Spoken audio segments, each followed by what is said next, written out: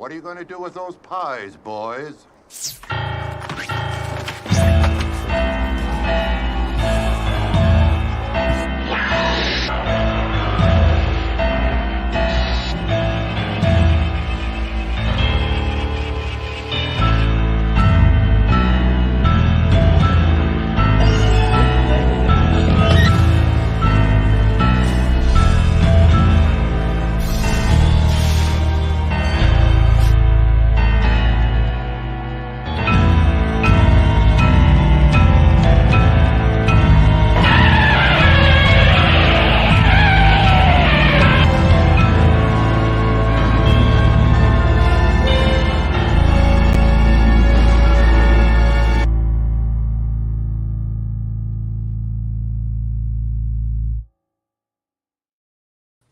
Hello, cadets. Welcome to another episode of the Big Monster Briefing Room. Today, we are going to talk about alien invasion, and we have a newcomer to the show, our out-of-this-world advisor, Mr. Troy Moore. But before we bring him up, I want to bring up Major Millie Hazzard. I'm so grateful to be here, General, because I'm a huge fan of the T-Roy. You know, he's out of this world. I feel like he's an alien. That's why he can speak so much about the alien experience. Don't you feel he's a little otherworldly? He is our number one guy when it comes to aliens and alien invasions.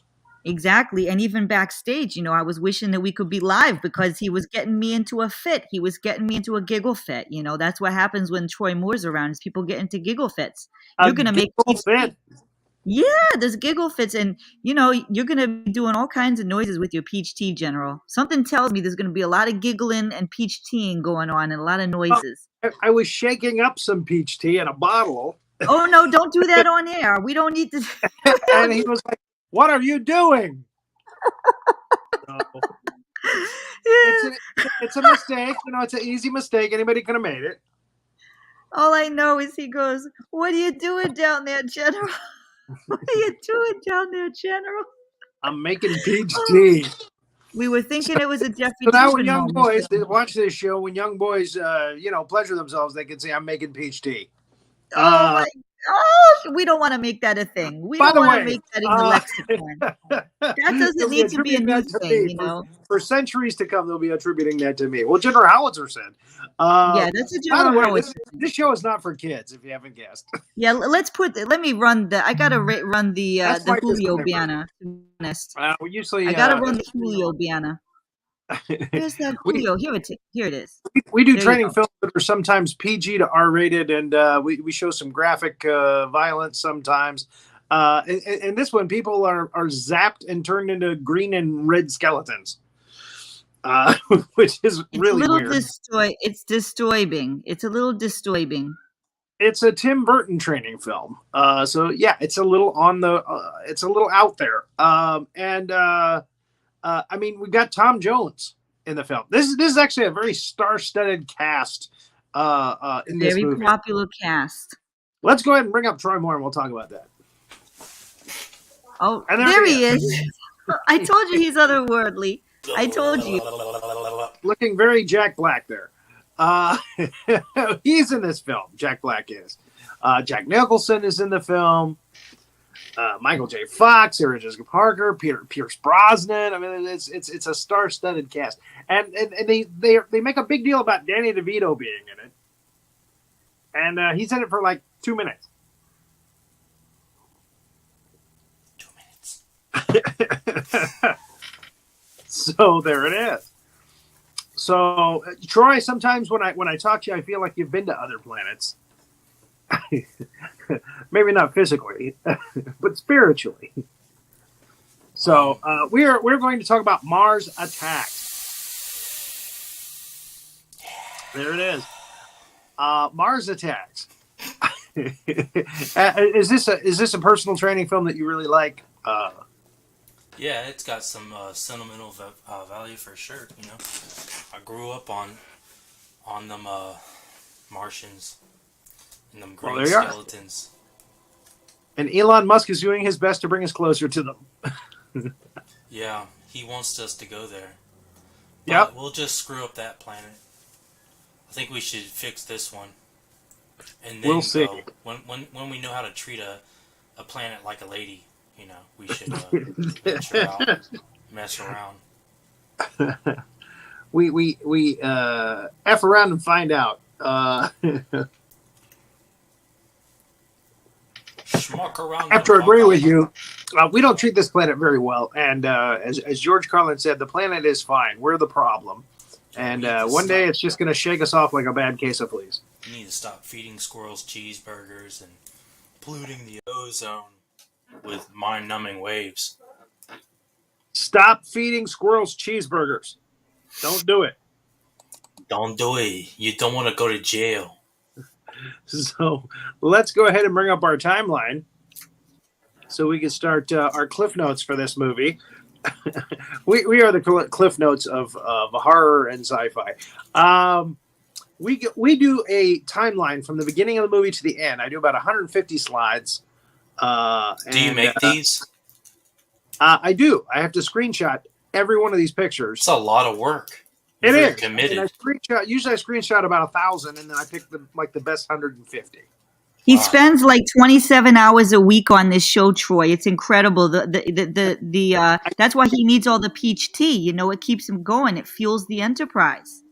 That's more impressive than my collection of ketchup packets. Well, nothing's more impressive than that, Troy. That's a very important thing. What is that? A Heinz? Is it a Heinz?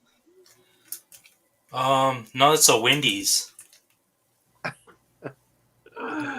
Well, okay. Wendy's is okay. But I'm sure it's really just Heinz in a Wendy's package. You know how they do.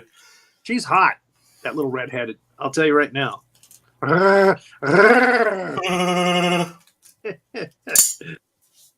You're sounding more like a Wookiee.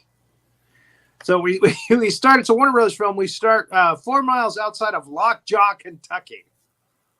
And there is a Filipino farmer, and another farmer comes up on his tractor, and he's like, "Hey, what's that smell? Is that Filipino barbecue?"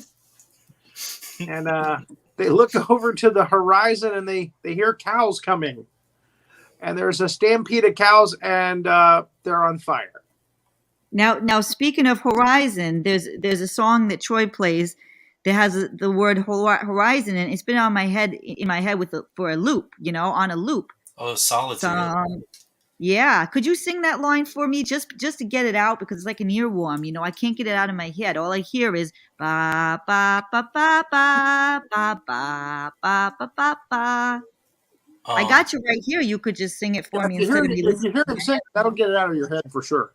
Yeah, definitely. Love horizon. Oh my sharp something. I threw them out into the garbage can. It's so weird. Like, without a guitar in my hand, sometimes I just can't remember one single thing about a song, even when it's one I wrote, But you put a guitar in my hand, I can remember everything. I feel like you could sell it to Verizon and say, "I'm changing from AT&T to Verizon because it's a new Verizon." I'm with Metro for my phone, and for internet we use Comcast. But AT&T has been coming out here a lot, trying to intimidate us like some kind of mob. They're all it's almost like marsattacks. You should switch over to AT&T. I'd hate for something to happen to your wires.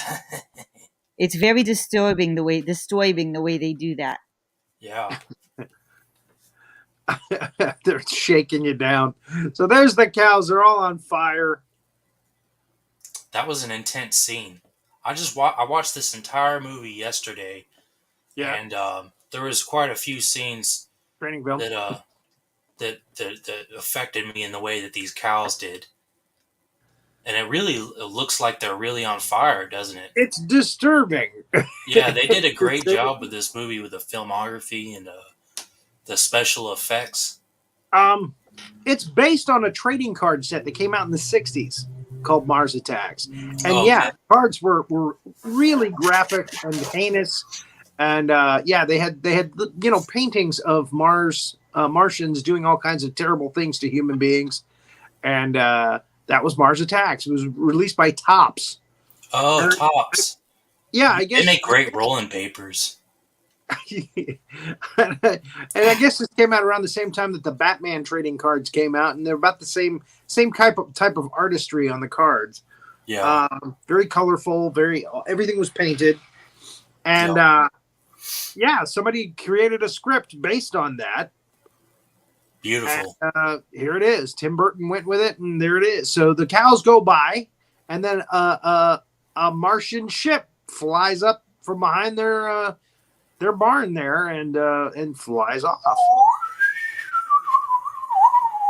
Cue Danny Elfman music. The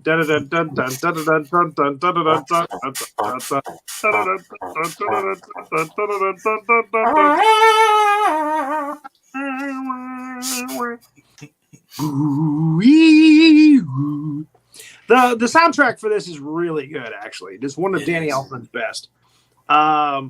Very interesting music. Very hard for me to get slides of this opening without getting the actors' names going across. There's Jack Black's name going across the ships. My other phone's ringing. So Mars Attacks. We finally get the title card. It's the same graphic that's on the cards from the 60s. And we begin with the Washington, D.C. with the White House and President Dale, who's played by Jack Nicholson. Nicholson plays a dual role in this. He also plays Art Land, who's a developer out in Las Vegas. Oh, I didn't notice that. He's both of them, yeah. Wow.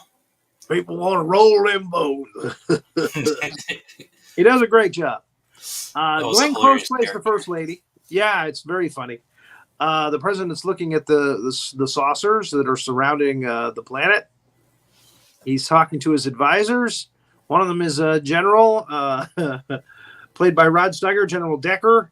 One of them is the Jerry Ross, who's the White House press secretary, played by Martin Short. And one of them is Pierce Brosnan, playing Dr. Donald Kessler, Professor. A.K.A.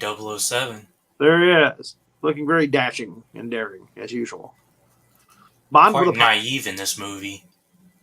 He's the quintessential doctor who always says, "Oh, maybe they're harmless. Maybe they don't want to hurt anybody." Yeah. and then maybe it was a misunderstanding. I believe it was misunderstanding, sir. A difference in culture. Probably written for Sean Connery, and Connery said, "I'm not going to do it. This is not for me." Let's get Pierce Brosnan. Yeah. So again, we get Glenn Close. She's very Nancy Reagan in this. Natalie Portman is the daughter of the president and the first lady,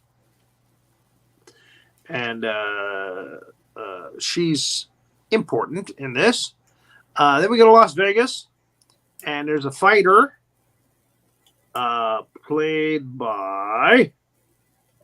Give me a second here. When did Natalie Portman get a mustache? Jim Brown, right?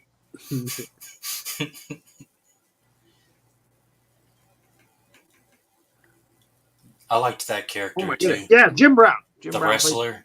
Byron. Yeah. And there's Jack Nicholson again as Art Land. That is crazy. That's Jack Nicholson. And Annette Bening plays his wife.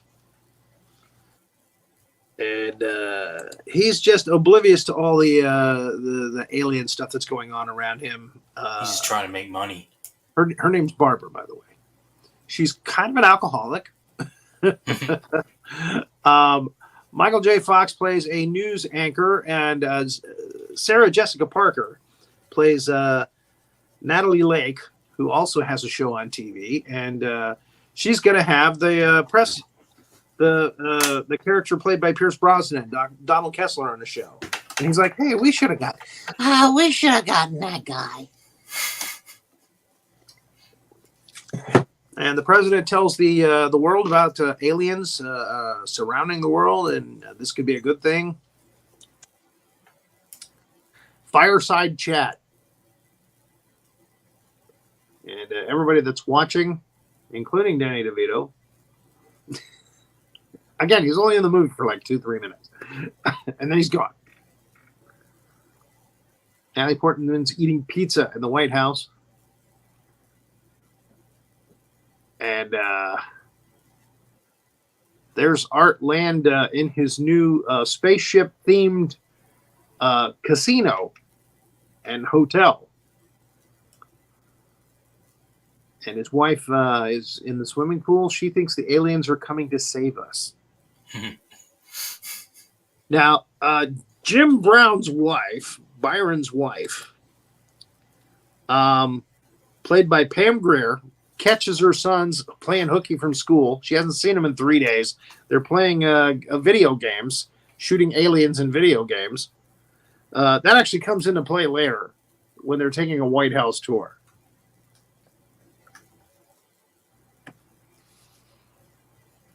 And we find out that the press secretary has a penchant for prostitutes.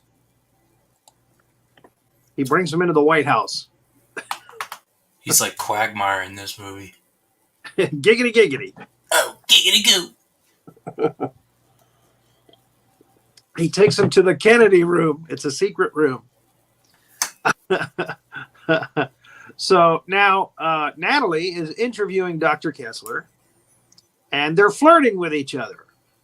And Michael J. Fox's character is pointing it out because he likes her, Jason.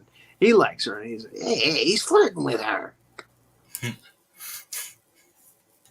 And then all of a sudden the screen goes wonky. And the alien, the head of the alien race, the Martians, shows up on the screen.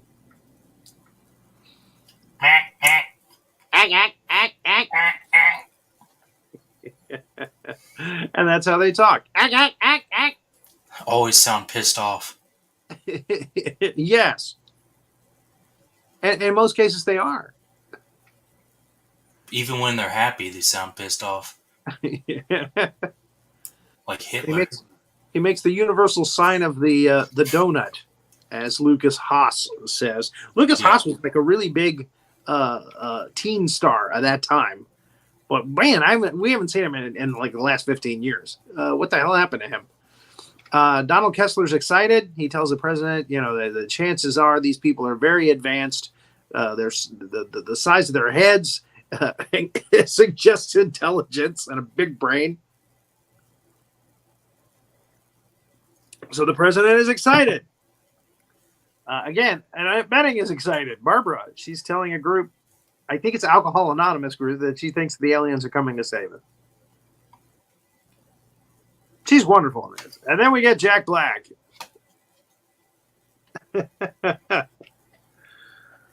It took me a second to realize that was Jack Black. He's really skinny in this movie. Billy Glenn Norris. Oh, yeah, this was early in his career when he was much younger, yeah. Also, his girlfriend in this is Christina Applegate from... That's his girlfriend right there? Married with Children. The one on the top? No, that's the grandma. She's played by Sylvia Sidney, who was also in Beetlejuice. She can't remember anyone's name. No. So I'm getting everyone's name wrong. She's in assisted living. Yeah.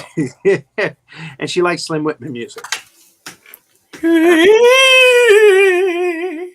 I am calling you. A quick scene where Art is trying to talk Byron into muscling some money for him, and Byron's like, "Hey, man, why do you want to do that?"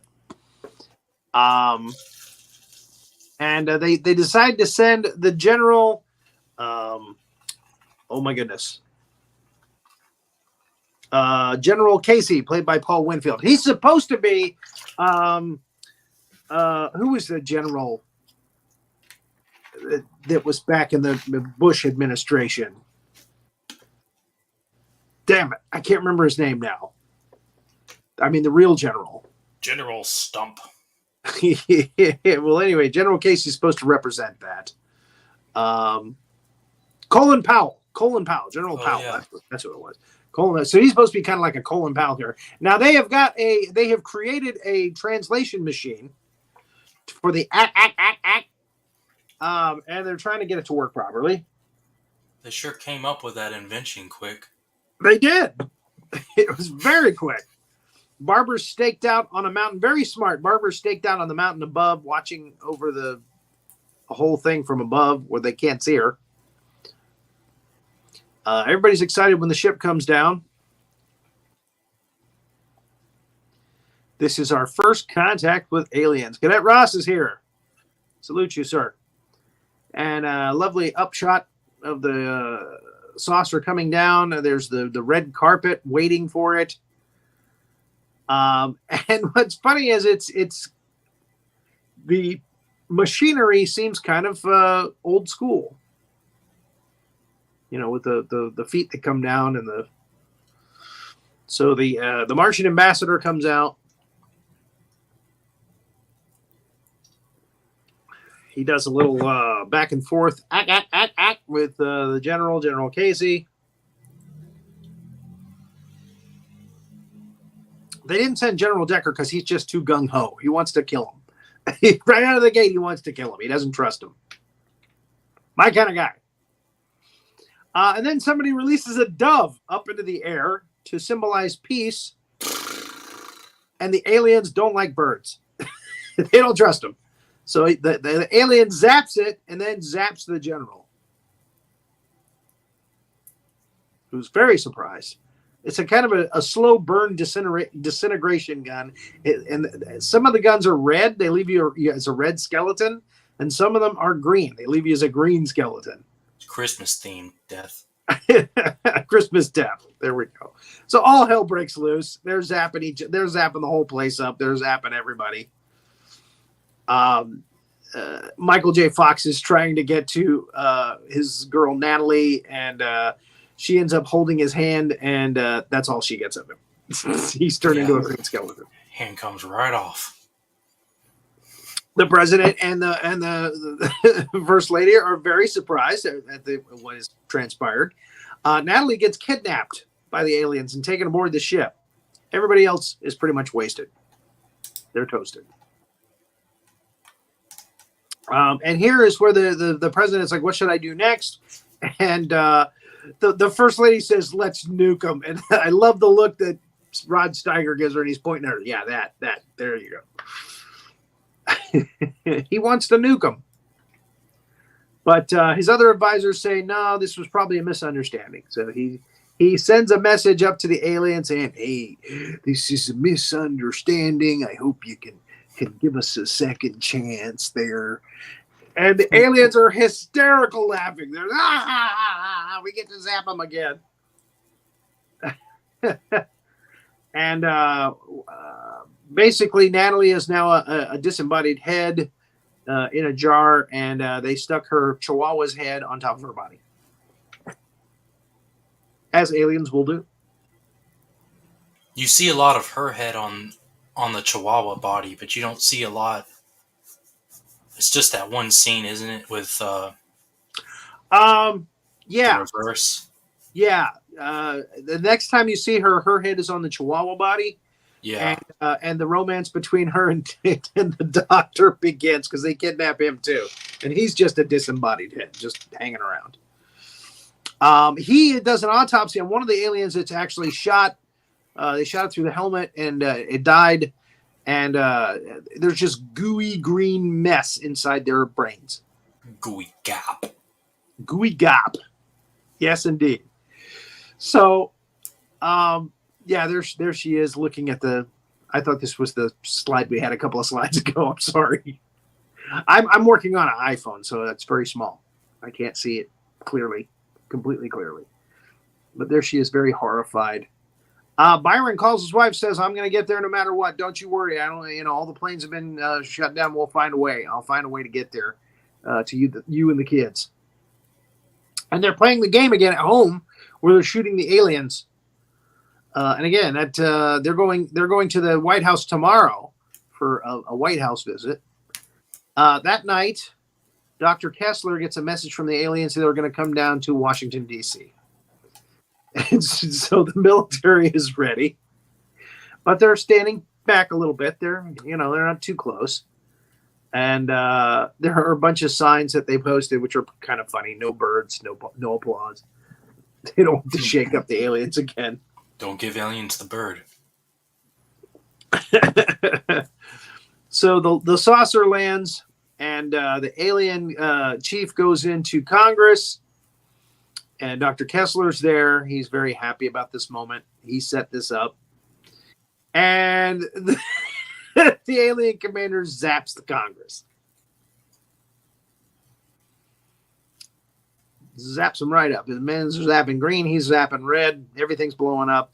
They conk Dr. Kessler on the head. He's like, "Why are you doing this?" Now that's how you get stuff done in Congress. Oh, the grandma thinks it's hysterical. She's watching from her TV at her nursing home, and she's like, "They just killed Congress." He's great. So Dr. Kessler gets conked. There she is. Dr. Kessler gets conked on the head, and they take him aboard the ship. They kidnap him. General Decker is firing everything he's got at him, but it's just bouncing off the ship, and they can't bring it down.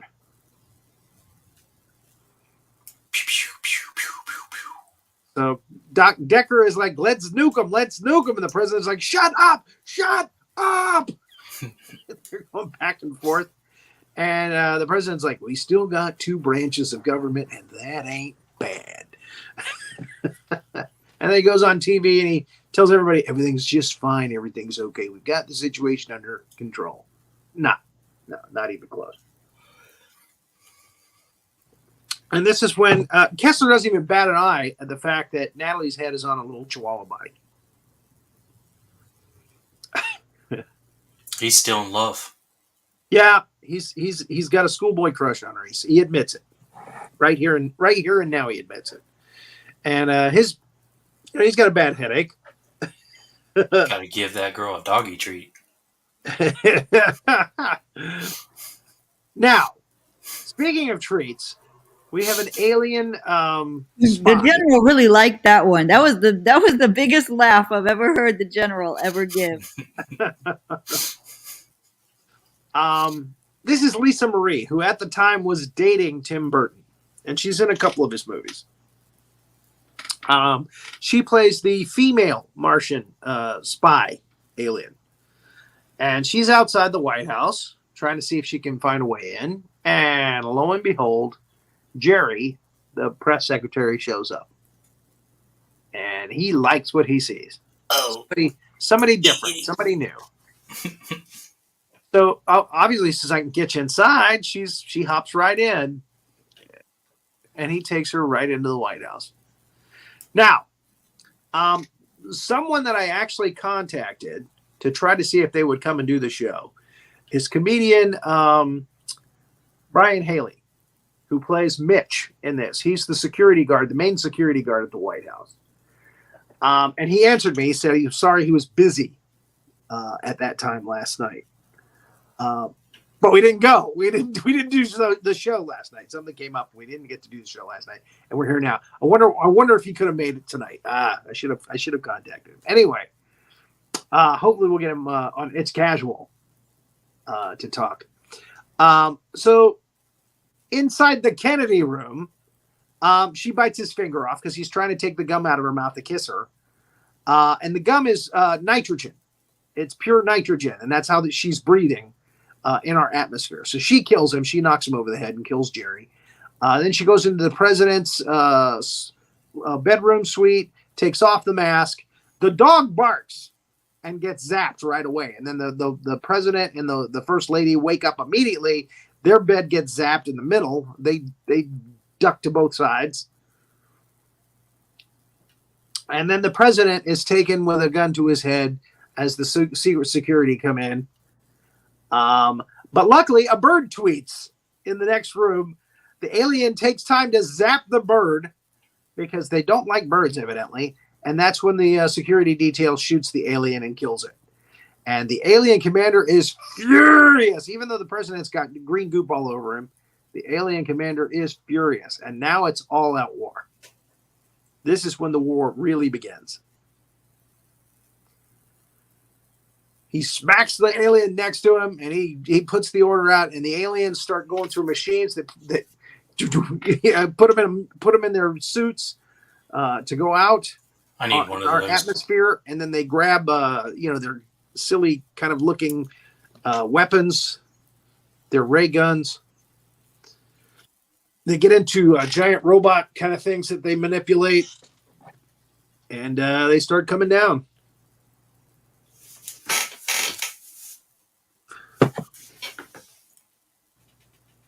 It's Troy Moore. And there the attack begins. Mars attacks. So they're now, you would think that happened at night. They were sleeping, and then all of a sudden it's daylight. So I guess it took them longer to fly down. Maybe a couple hours to fly down, because it's like 8 or 9 o'clock now. The White House is like in full swing. I think that was a continuity gaffe, maybe. Love this scene where the ship fires and the monument is coming down towards a bunch of Cub Scouts, and then the Cub Scouts run out of the way. There's Mitch. There's Brian Haley right there, up at the top. He's got kind of a crew cut look. Looks like Buzz from Home Alone. He's got a crew cut thing happening there.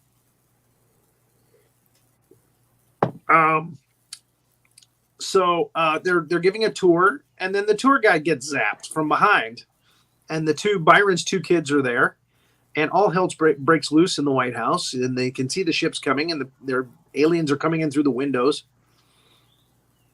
and zapping everything that they can. The First Lady gets crushed by a chandelier. The Secret Service men managed to kill a couple of the aliens, and Brian's kids are smart. They grab the aliens' guns and start using the aliens' guns against them, which is good, because they obviously, that's their technology, that's their weaponry. It's going to work against them. So they get the president out of there, and they get the daughter of the president to safety as well. These kids are heroes.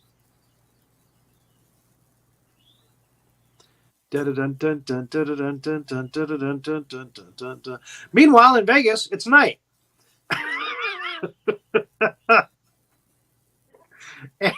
And Art, again, it was just daytime in the White House. Art is trying to show these people. By the way, the guy in the hat there is Ron Howard's dad, Rance Howard. He's been in a couple of Tim Burton films. And they can see the aliens invading Nevada, Las Vegas, outside the window there. And they're like, Art, you might want to look around. And finally, Art turns around at the end of his spiel, and he goes, whoa! And the aliens zap his complex, and it crumbles. And he flies out the window. There's a big, like, Indiana Jones thing with the globe, the world rolls over him and out the window. Tom Jones's show gets taken over by aliens.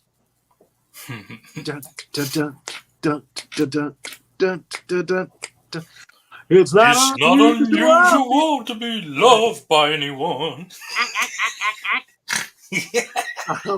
So Byron and is it Barbara and Tom Jones and Danny DeVito get together, and they know that there's a plane on a little plane strip not far from there. They're headed to that to try to get out of there. The president goes ahead and he signs the order for the nuke attack against the aliens, but they have the little thing that flies out, sucks up all the power from the nuclear bomb, causes it to blow up early, and it sucks in all the power, and then it goes back into the ship, and the head of the aliens sucks it in, and it's like helium, and they all are laughing and everything, and it's a cute scene. Then we see destruction around the world. There's Christina Applegate. The Big Ben getting destroyed. The Taj I love Mahal the getting aliens destroyed. in the window. Yeah, fogging up the window. The wipers with the on their windshield wipers, yeah. And Mount Rushmore gets a redoing with alien heads, with Martian heads. Yeah. So Lucas Haas says, I'm going to go get Grandma. Grandma needs to be protected and saved. His parents, played by Joe Don Baker, and give me a second here. She's got a very different sounding kind of name. Olin Jones, who was also in Edward Scissorhands. Olan Jones plays Sue Ann Norris, and Glenn Norris played by Joe Don Baker. That's the parents. They're gonna get their weapons out and they're gonna protect their trailer. That's the thing. But then one of those big robots comes along, takes the two trailers, smashes them together. Whole family gone, just like that. Lucas Haas got out just in time. He's in his truck. He's running to Grandma right now. Yeah, this is their last stand.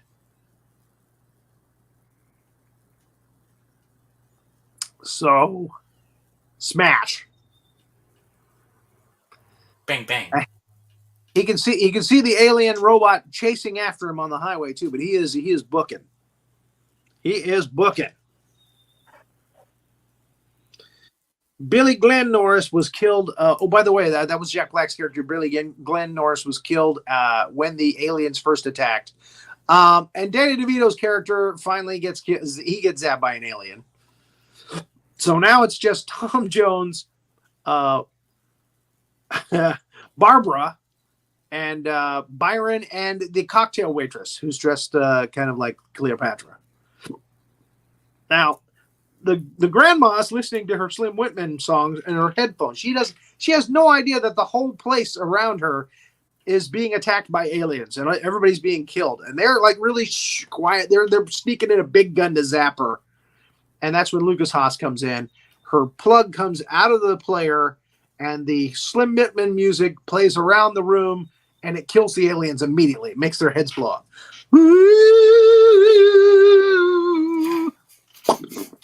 Their heads pop like zits. Must have been my music. And the grandma says, I don't think they like my music. Their heads are popping. Hell's a popping. So they decide they're gonna play that music at the local radio station and get it, satellited to around the world so we can kill all the aliens. Meanwhile, back in the war room, the president and the general, the door blows open and the alien commander comes in. Now, this is not the red-coated alien leader. This is the general, I guess, because it's a purple. It's a purple cloak. It's a different guy. So he comes in, and the general starts shooting at him. You can't do it. It's the Americans in our spirit. And you're not going to take over. And he shoots him with this like blue wave gun, and it causes him to shrink down to the size of a mouse. Then he stomps him. And then he stomps him. He just squishes him. So that's the end of General Decker. So the president gives a speech about how they should work together. Why do they have to fight each other? Why not work together and do great things for around the galaxy? Blah blah blah blah blah.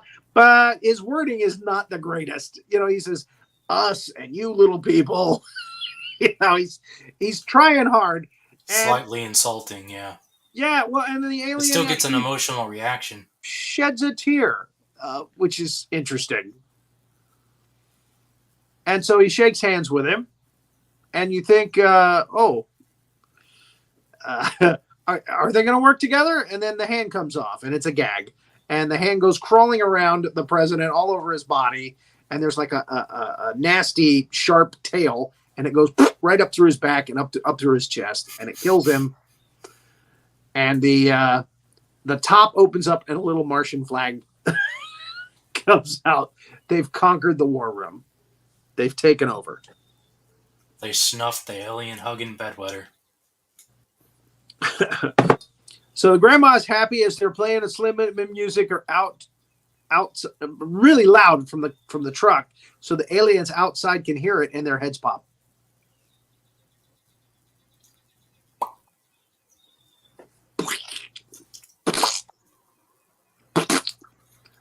And they take it to the local radio station. They pop it on there and they start playing it. Pump up the jams. Sending it out worldwide. I'm calling you. And the aliens are just crashing their vehicles. Their heads are popping. At the airstrip, they find the plane, but outside there's a bunch of aliens. A whole battalion of them right outside. Byron says, "I'll take care of them. You get to the plane. You get out of here." And he holds them off. He fights them until he's down. Pow, right in the kiss. But the plane gets away.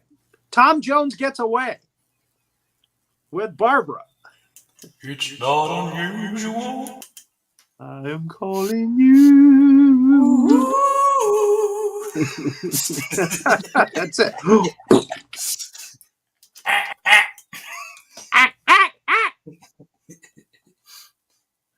So, yeah, they look down, and the aliens now have moved aside, and Byron is on the ground, and he's dead. And they do a little, like, I feel a disturbance in the force thing with his wife going, Byron!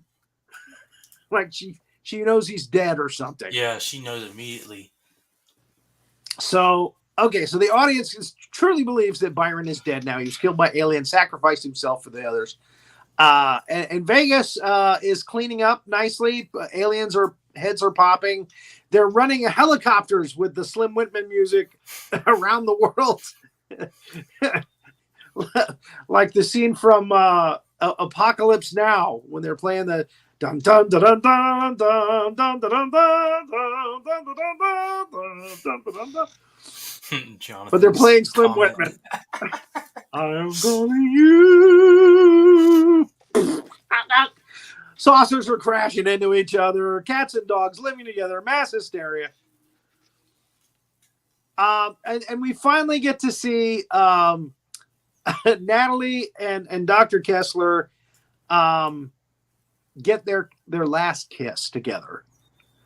Her head falls off the dog. His head falls out of the machine. They get their kiss. They love each other. And sparks and everything blows up and flies, and it's supposed to be nice, but you just know they're disembodied heads and they're dead. But in the next scene, they come out of the caves, Barb and Tom Jones, and animals start coming out and landing on their arms and stuff. And the president's daughter gives medals to Lucas Haas, who's Richie Norris, and his grandmother for saving the world from Martians with Slim Whitman music. And he gives a speech where he says, we should all live in teepees because that would be cool. Yeah. So you got to love that. You got to love that. So I guess Natalie Portman is the president now because everybody else is dead. The Martians kill everybody. The two kids and Byron's wife, the whole front of their building has been taken off. And we see a sandaled foot crush an alien head, and it's Byron. He survived.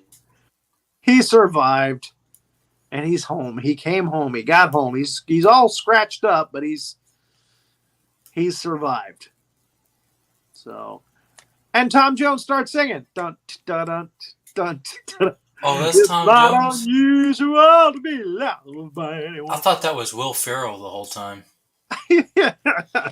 Cowbell.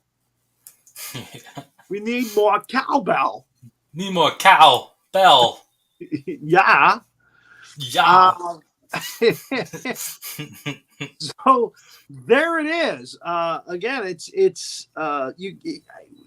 we got through the timeline very fast because the movie just kind of rolls along. There's not really much to it. Randy Quaid is avenged. I'm not sure what that means, but because he gave himself up. He died in ID4, which you and I are going to do that one someday soon. Independence Day. Independence Day, because that's another alien that's a good invasion. one, yeah. That's another alien invasion. We're gonna have to do Men in Black, and other weird alien invasion type stuff. Here come the Men in Black. Yes, the end of the movie is Tom Jones starts singing like a hawk comes and flies onto his arm. It's great. It's not the kind of ending you would expect for a movie like this, but there it is. This is homage to the 50s alien movies, where we would find some way to kill them eventually, by the end of the movie. Just in the Nickelback of time. Yeah. With War of the Worlds, it turned out that it was just germs. It was just a matter of time. They breathing in our germs and they killed them. But there's other movies where they've come up with really weird, strange. Poof, but Slim Whitman music. Mm-hmm. Slim Whitman music. That's a new one. So, any other thoughts or comments, Mr. Moore?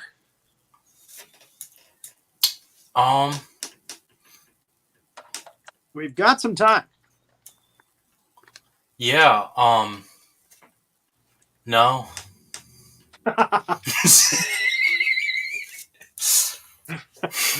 You had me going. I think Jack Nicholson. He was very much Jack Nicholson in this film. I like that about it very much. Any film that he's in, I always like a lot. Especially his speech. It kind of made me tear up, to be honest. Like why can't we be friends? I think I'm mixing up get along songs here, but you got a friend in me. What if he covered "Why can't we be friends? Why can't we be friends? Why can't we work together? Think of all the things we could create. Us and you little people." He always looks insane when he's talking. That's what I like about him. You look at his facial expressions and he just looks like he's done every drug on the planet. Well, and he has. And he's quit. He's not doing them anymore, but you can't reverse that damage. And he's going to Lakers games. He's enjoying the little things in life. That's right. He's seen some darkness on his escapades. That's why he was, cast as the Joker in Tim Burton's movies. He's crazy. He's insane. Even Michael Keaton on I think it was David Letterman. Letterman asked him, "So how? What's it like working with Jack Nicholson? What's Nicholson like?" And, Keaton was like, he's Jack Nicholson. Check it out. I'm an owl. There you go. Get out of my yard, kids. Easy Rider. Yeah, incredible actor. Wasn't he in One Fell Over the Cuckoo's Nest? Yes. Yeah. Again, because he looks crazy. Yeah. Yeah, I loved him as Joker. Yeah, because he looks crazy. Here comes Johnny. We're going to watch the goddamn World Series. Yeah, the way he pronounces shit. It's very original. Kind of like Christopher Walken, Yeah, well, he's got his own thing. That's for sure. He's got his own kind of groove going. So I thought it was very funny that they cast him as the president of all people in this movie. that's a hilarious decision. Nicholson as the president. Really well. Inspired. Yeah. The Joker, yeah, I get it. He looks crazy, but the president, we have a crazy president. Is that possible? Out of all the Jokers, was he your favorite? I thought he did a good job as the Joker, but he wasn't my favorite. Who was your favorite? I'm a Heath Ledger Joker fan. Okay, yeah. I just loved Heath Ledger's take on it. Yeah, I thought Heath Ledger's version was much more realistic. Yeah. Or it fit the character better. Whereas Jack Nicholson kind of threw his own spin on it, I felt like. Yeah. You know, It was Kinda- Jack Nicholson Joker. it was goofy. It was goofy Joker. You know. You ever dance with a devil in the pale moonlight? I'm I'm looking at my face and trying to do a Jack, but I look more like Clint Eastwood or something. Wait till he Do you get feel low. like Jack Nicholson, punk? Wait till he get low to me. Yeah, My, exactly. my favorite scene is when he zaps the guy with the hand buzzer. Yeah. And then he talks to him after everybody leaves. The dead body. Yeah. That's What? like something I would do. Grease him now. You're a bastard, Ritelli. And I'm glad you're dead.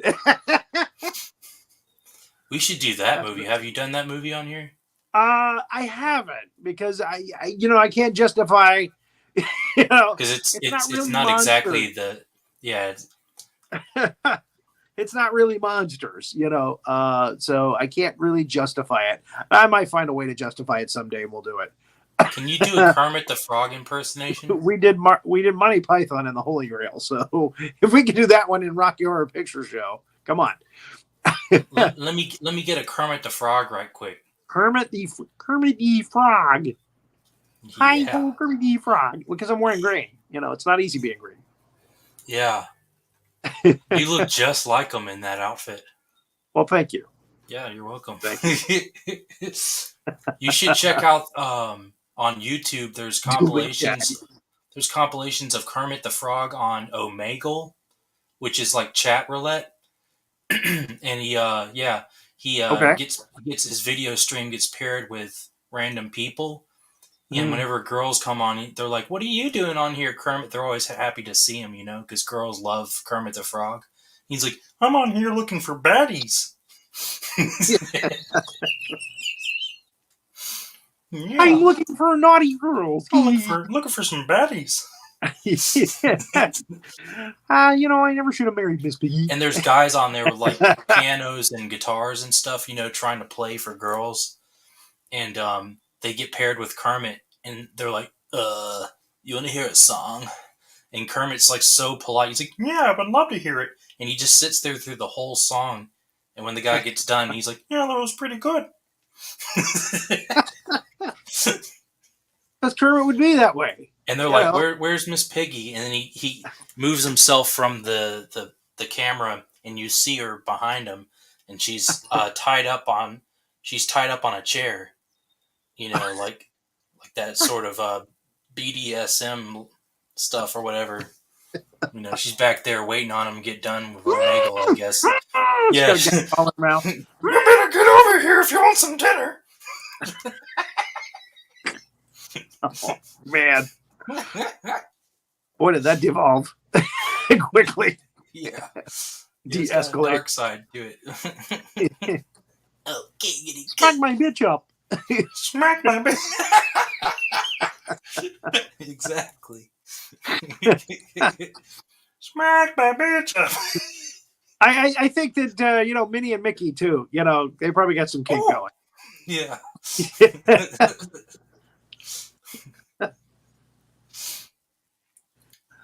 I'm gonna go get the salad tongs now. That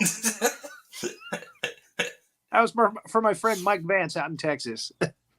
People would ask him to do Sean Connery in a porn movie, and he would go, "Would you like me to use the salad tongs now?" Mike Vance, ladies and gentlemen, hell of a writer. I'm gonna get him on It's Casual soon. Okay, so Mars Attacks, wonderful movie, wonderful cast. Again, this was Jack Black before Jack Black really became famous. Christina Applegate went on to do other things as well. Natalie Portman, oh my God, went on to do Star Wars and everything after this. White Swan, isn't that the name of the ballet thing? Oh, Black Swan? Black Swan, there we go. Yeah. That's probably a horror movie. I've never seen it. It was really good. I don't remember it, but it was really good. So yeah, it's kind of an emotional thing. Major Hazard. Have you ever seen Black Swan? I haven't, but I've heard good things. I've heard good things about it. Could that be a training film for this show, you think? I don't know. We got to watch it first. We got to watch it. I got to watch that. Possible. I know it's not a straightforward ballet movie, that's for sure. I think it's the horror of a girl who's being pushed too hard by somebody who's teaching ballet. Jonathan says it's fantastic. He's seen it. He likes it. Rob Howard's dad. Lewis Howard.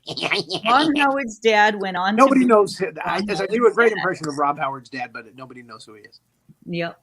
But I did. Anyway, that's how he laughed. It was an old man that ran a movie theater up in North Florida, and he had this cackle, this laugh. That's how he laughed. So anyway, I digress. Have you seen Suspiria? I have tried to watch that movie. I've sat through it like the first half a couple of times. Some people say it's like the most terrifying movie ever made by Dario Argento, and I'm sorry. I'm kind of bored with it when I watch it. I haven't gotten through it yet. You know, there's two versions. Maybe I'm seeing the lousy version then. Maybe I'm not seeing the good version. Which one did you see? The old one from like the 70s? Oh, yeah. That's the one. Yeah. That one, yeah, because we were talking about Black Swan, and that movie kind of reminds me of Black Swan with like the ballet. I think, if I remember correctly, that's what that movie was about. It's about a school of witches, right? Was that what it was? Was it witches? Did they do any dancing? Were they dancing witches? I've only gotten through like the first half of it. And the remake, the soundtrack is done by your boy Tom York. Okay. You know. Well, maybe I'll give it another. Another shot. I'll take a look at it. That's a radio. I've got like 2 seasons planned after this. That's Radiohead, General. That's Radiohead. Tom York. Radiohead. I'm a creep. I'm a creep. I'm a weirdo.